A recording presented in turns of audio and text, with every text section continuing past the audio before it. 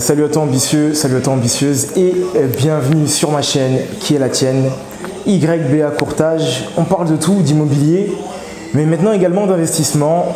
Très rapidement, je me présente, je suis courtier depuis plusieurs années maintenant, je suis également marchand de biens et puis investisseur. Donc là on se trouve dans ma laverie maintenant que j'ai depuis plus d'un an. Et on continue les épisodes, les thèmes en lien avec la laverie. Aujourd'hui on va parler des choix, des critères qui te poussent à acheter une laverie plus que celle-ci que l'autre. D'accord? Donc ça va être une vidéo qui va être assez expéditive, comme je dis à chacune de mes vidéos sur les laveries, parce que j'ai des clients qui rentrent, qui sortent, et le but c'est que sans avoir à leur demander leur autorisation, bref, j'imagine que tu auras compris. Alors, quels sont les critères qui m'ont poussé à choisir cette laverie plutôt qu'une autre? Il faut savoir que j'avais mis mon dévolu sur plusieurs laveries. C'est sur celle-ci que j'ai choisi. Je pense que je n'ai déjà parlé sur la précédente vidéo où je parlais de la distance, du fait que je voulais être sur Paris, mais qu'au final je suis plus sur Amiens et que mine de rien, le temps de trajet est identique. Sauf que là, il n'y a pas de bouchon quand je pars. Mais il n'y a pas que ça. Il y a également le fonds de commerce en lui-même, c'est-à-dire la concurrence qu'il va y avoir, la manière dont la laverie a été développée, parce que c'était un rachat, pas une création. Et ça a été des éléments qui ont été hyper importants pour moi. Et je m'explique. Ici, il y avait du potentiel, d'accord? Il y avait du potentiel qui était encore inexploité. Il y avait du potentiel qui avait déjà bien été exploité. C'est-à-dire que mettre la prestation en lien avec le prix que tu vas demander à tes clients. Pour ma part, ma laverie, elle est lavée 7 jours sur 7. D'accord? Et ça, c'était même avant que j'arrive. L'ancien propriétaire avait déjà un contrat avec une société, un prestataire de ménage. J'ai fait que de reprendre le contrat. Ça, c'est un élément qui est important parce qu'on est sur des prix quand même qui sont assez élevés. Surtout pour la zone, on est en nord de l'île de France. On est sur 5 € pour des machines de 7 kg et on est sur 10 € sur des machines de 20 kg. Il y a un concurrent qui fait 1 € de moins sur chacun des produits dont je viens de te parler. Et on est également sur 2 € sur le sèche. Et ça aussi, c'est un point qui est important parce qu'on ne gagne pas d'argent là-bas sur le sèche. Et il est dit communément qu'on ne gagne pas spécialement d'argent, voire pas du tout. C'est vraiment pour le confort du client qu'on met des sèches linge qui soient électriques ou à gaz. D'ailleurs, ça aussi, c'est des détails techniques dont je vais te parler juste après. Donc, il y a déjà un écosystème qui a été mis en place par l'ancien propriétaire, et ça, c'est un point qui est hyper important, qui est à favoriser, c'est savoir qu'est-ce que le mec il a fait ou la nana elle a fait en amont. Ça, c'est un point qui est hyper important.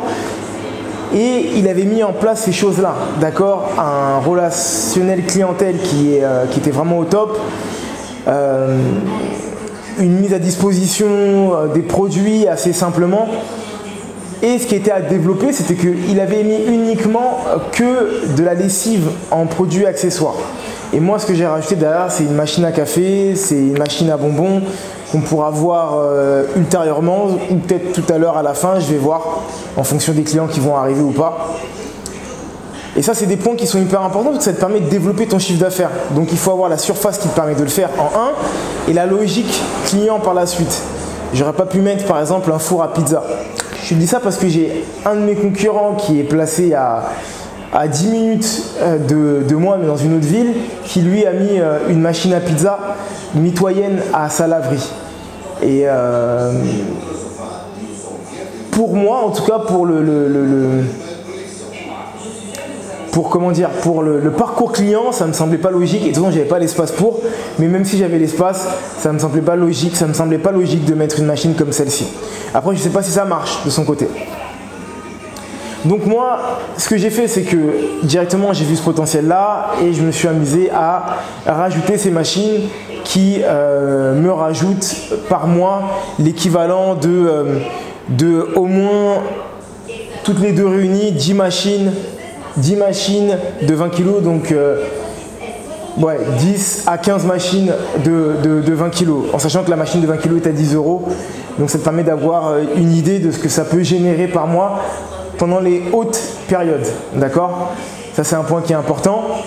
L'autre point aussi qui était à voir, et pourquoi j'ai mis ça en place, c'est parce que ce qui m'intéressait, c'est de savoir est-ce qu'il y avait un camping pas très loin? Est-ce qu'il y avait du tourisme à des zones particulières, à des périodes particulières? Et c'est le cas.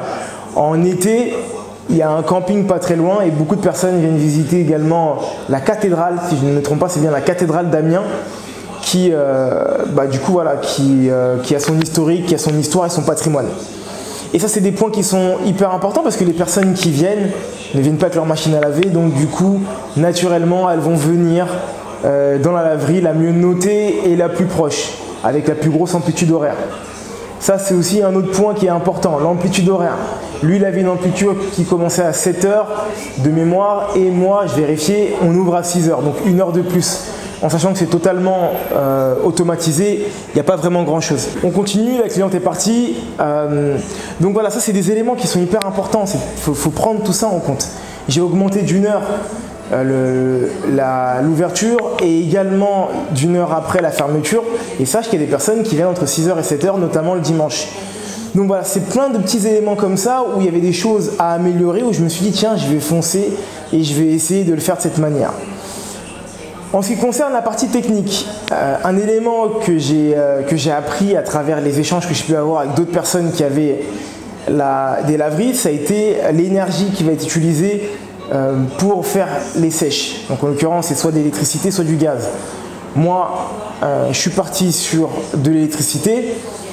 Enfin, il y avait déjà de l'électricité, excuse-moi, de base, et c'était un élément qui était hyper important pour moi. Parce que tu imagines bien, le prix du gaz, il est assez cher aujourd'hui. Qu'est-ce que je peux te dire de plus? Je pense que j'ai fait le tour à ce niveau-là. On parlera chiffres sur la prochaine vidéo. Il y a un autre client qui arrive, donc je vais devoir m'arrêter. En tout cas, j'espère que cette vidéo t'a plu. Si c'est le cas, n'hésite pas à la partager à un grand nombre. Pose des commentaires juste en bas si c'est des questions. Si c'est des questions un peu plus intimes, c'est très simple. Il y a des liens qui sont juste en bas, tu as juste à cliquer dessus. Entre temps, mon ambitieux, je te dis à bientôt. Bon courage et continue à te former.